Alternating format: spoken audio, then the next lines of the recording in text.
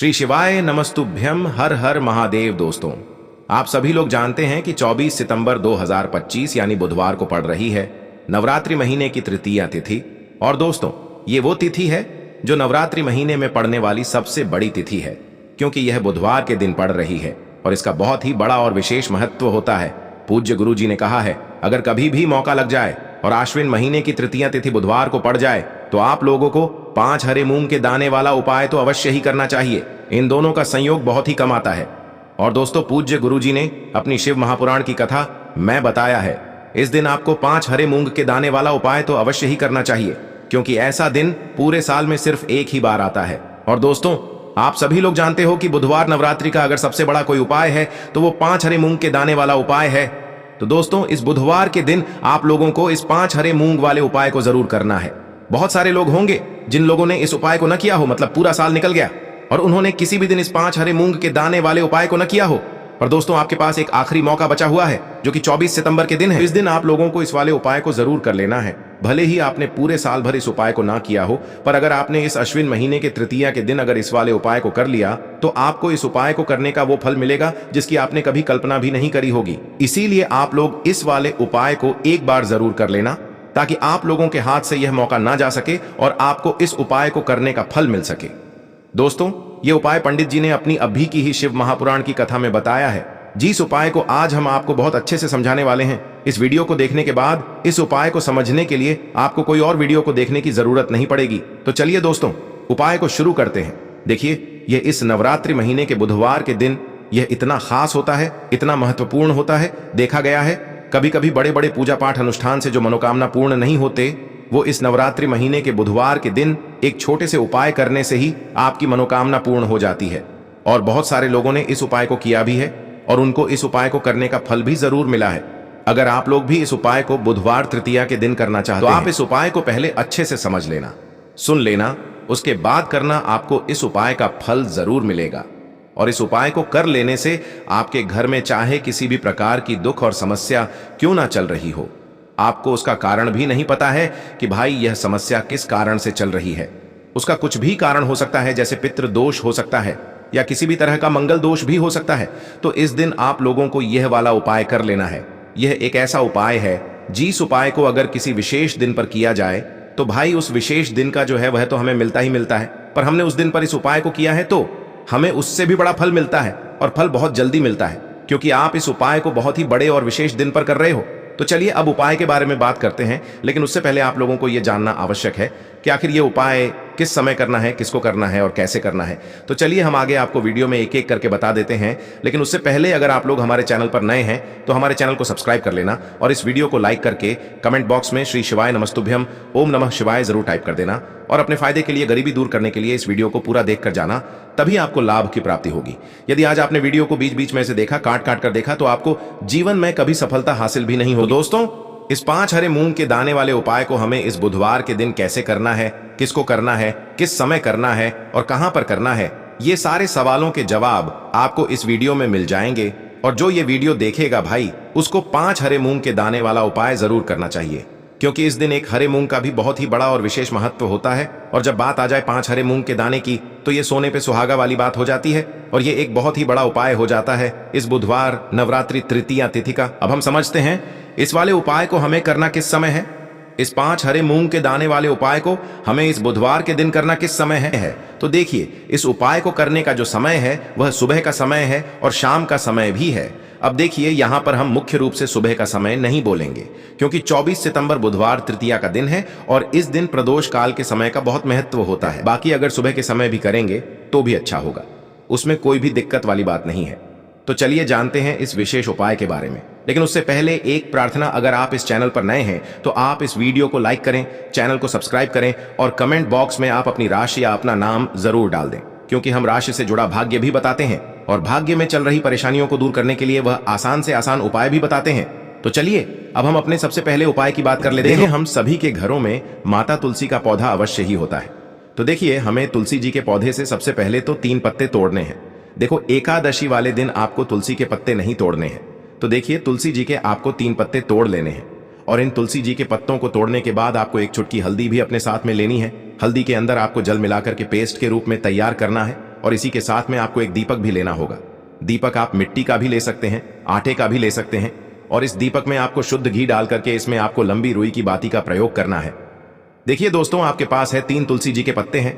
तो पहला जो तुलसी जी का पत्ता है उस पर आपको सबसे पहले तो जो आपने हल्दी ली है उसकी एक बिंदी लगानी है। और पहला जो तुलसी जी का पत्ता है, आपके घर में भगवान विष्णु का चाहे कोई सा भी स्वरूप हो, चाहे लड्डू गोपाल जी का स्वरूप हो, या फिर भगवान कृष्ण की आपके मंदिर में प्रतिमा हो, या फिर भगवान श्री राम की प्रतिमाएं, उनके सामने आपको पहला तुलसी जी का पत्ता अर्पित करना है। अब देखिए दोस्तों, आपके पास जो 2 तुलसी जी के पत्ते हैं और आपके पास जो एक दीपक है, इन्हें आपको लेकर के पहुंचना है अपने ही घर में तुलसी जी के पौधे के पास में। देखिए, सबसे पहले तो आपके पास जो 2 तुलसी जी के पत्ते हैं उन पर भी आपको हल्दी की एक एक बिंदी लगानी है, और उन दोनों ही तुलसी जी के पत्तों को आपको अपने घर में तुलसी जी के पौधे के वहां पर ही अर्पित कर देने हैं। और इस प्रकार से यह दोनों पत्ते भी तुलसी जी के पौधे के पास में अर्पित करने के बाद अंत में जो आपके पास एक लंबी बाती का दीपक है, इसे आपको तुलसी जी के पौधे के पास में ही प्रज्वलित कर देना है। जो भी व्यक्ति अपने ही घर पर इस प्रकार से तुलसी जी के 3 पत्तों का यह उपाय कर लेता है तो उसका परिवार हमेशा खुश रहता है, उसके परिवार में कभी भी कोई भी संकट उत्पन्न नहीं होता है, और यदि आपके घर में जो भी गृह क्लेश है वह भी समाप्त होते हैं। तो इस प्रकार से यह सुंदर सा उपाय करना है। अब बात करते हैं अगले उपाय की। देखो, यदि आपके जीवन में आर्थिक संकट बहुत अधिक हो रहे हैं, धन की समस्या लगातार जीवन में बनी हुई है, एक एक रुपयों को प्राप्त करने के लिए आपको बहुत अधिक मेहनत कर रहे हैं, तो आज रात्रि में सोने से पहले आपको हो यह एक चमत्कारी दीपक का उपाय अवश्य करना है। या फिर यदि आपका जो व्यापार है, बिजनेस है, दुकान है, वह अच्छे से नहीं चल पा रही है, तो आज रात्रि में इस विशेष दीपक का उपाय आपको अवश्य करना चाहिए।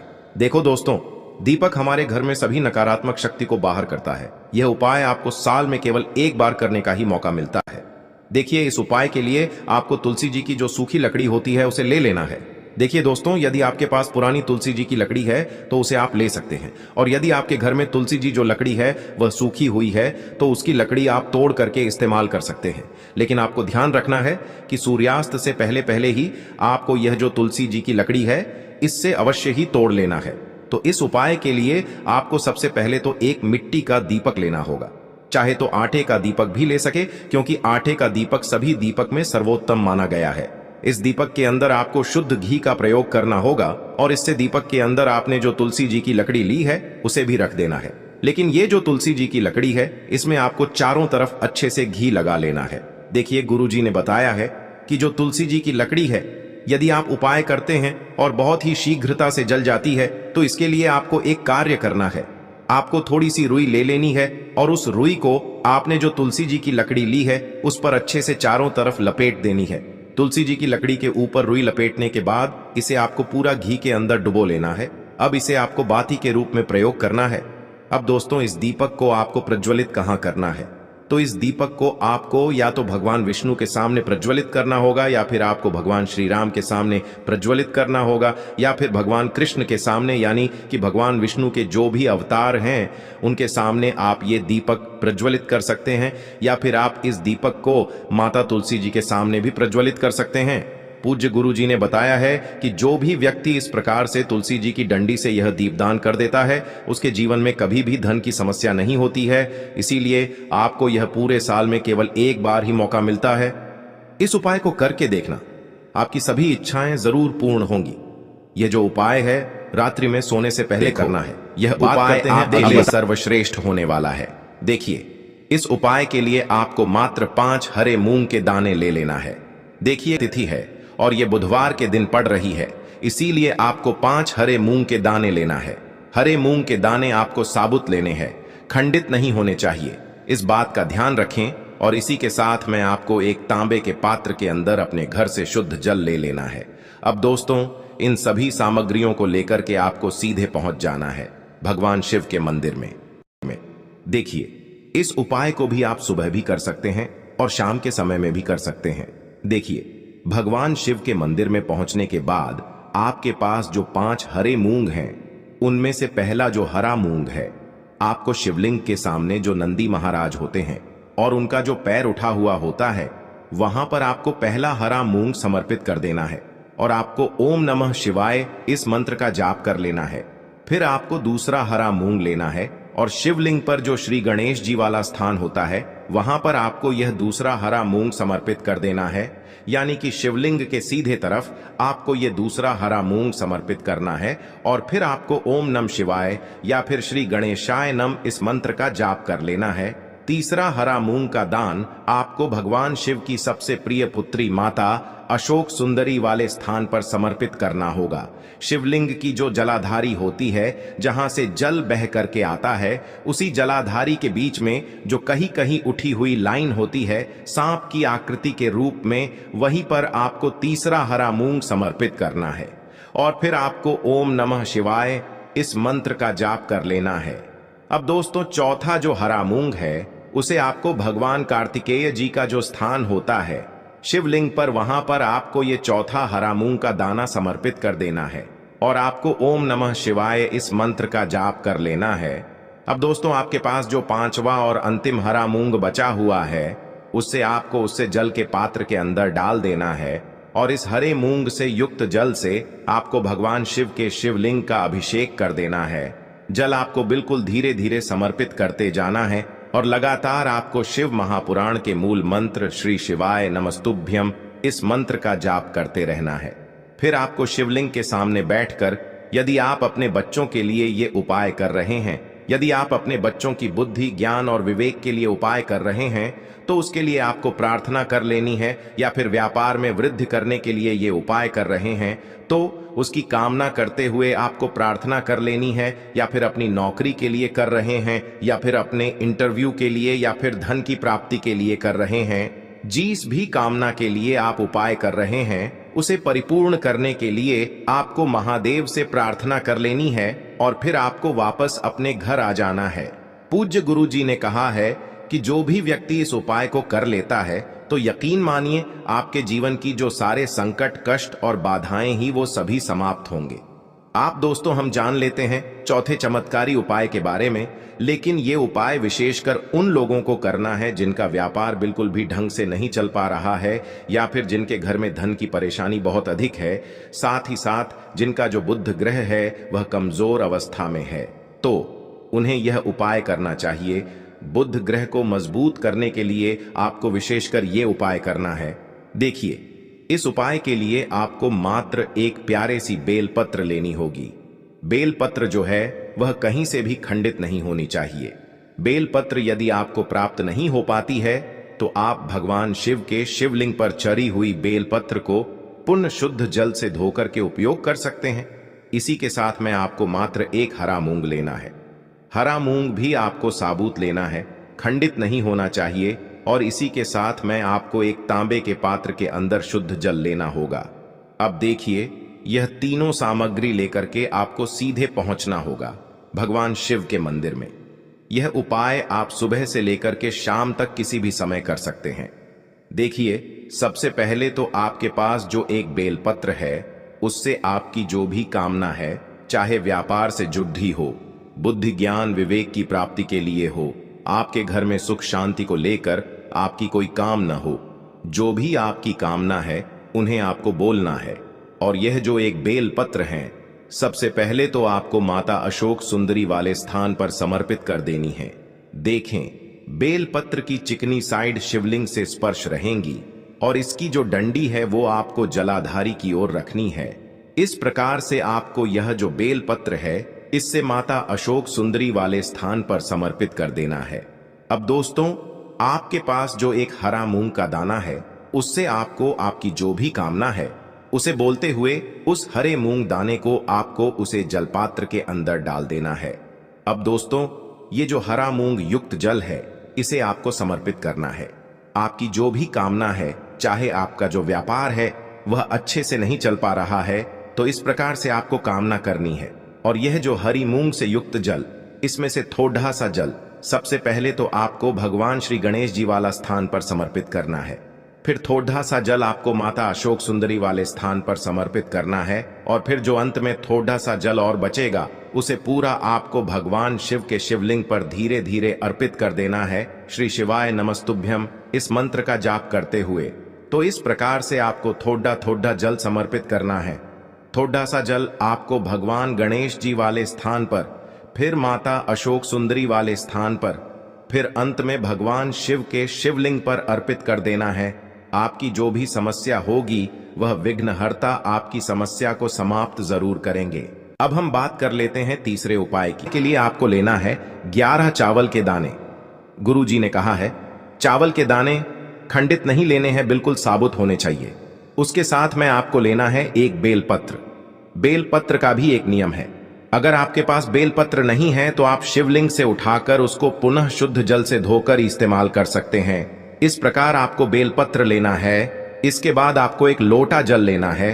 अब ये सब सामग्री लेकर आपको जाना है महादेव के मंदिर में। देखो, अब आपको उत्तर साइड में खड़े हो जाना है और सबसे पहले आपको एक बेलपत्र अपने हाथ पर और 11 चावल दाने रखकर शिवलिंग के ऊपर अपना नाम और गोत्र बोलते हुए समर्पित कर देना है और ओम नमः शिवाय श्री शिवाय नमस्तुभ्यं का लगातार जाप करना है।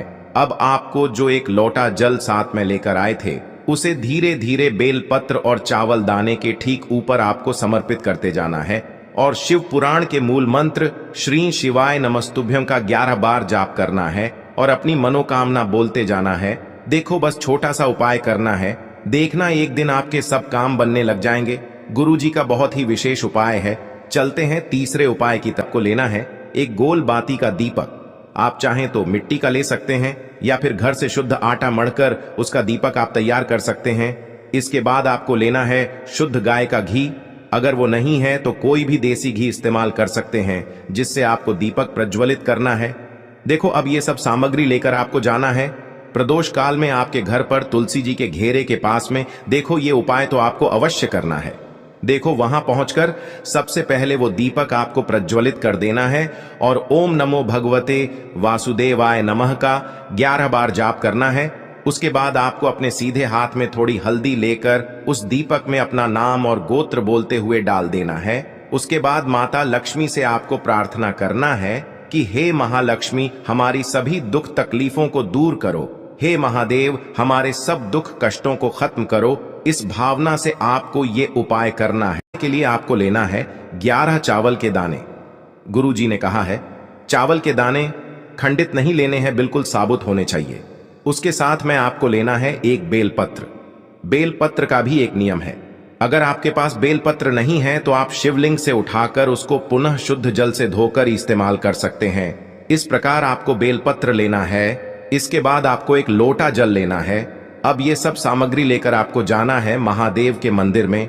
देखो, अब आपको उत्तर साइड में खड़े हो जाना है और सबसे पहले आपको एक बेलपत्र अपने हाथ पर और 11 चावल दाने रखकर शिवलिंग के ऊपर अपना नाम और गोत्र बोलते हुए समर्पित कर देना है और ओम नमः शिवाय श्री शिवाय नमस्तुभ्यं का लगातार जाप करना है। अब आपको जो एक लोटा जल साथ में लेकर आए थे उसे धीरे धीरे बेलपत्र और चावल दाने के ठीक ऊपर आपको समर्पित करते जाना है और शिव पुराण के मूल मंत्र श्री शिवाय नमस्तुभ्यं का 11 बार जाप करना है और अपनी मनोकामना बोलते जाना है। देखो, बस छोटा सा उपाय करना है, देखना एक दिन आपके सब काम बनने लग जाएंगे। गुरु जी का बहुत ही विशेष उपाय है। चलते हैं तीसरे उपाय की तरफ। देखिए, इस उपाय के लिए आपको 2 दीपक लेने होंगे। दोनों ही दीपक आप मिट्टी के भी ले सकते हैं और दोनों ही दीपक आप शुद्ध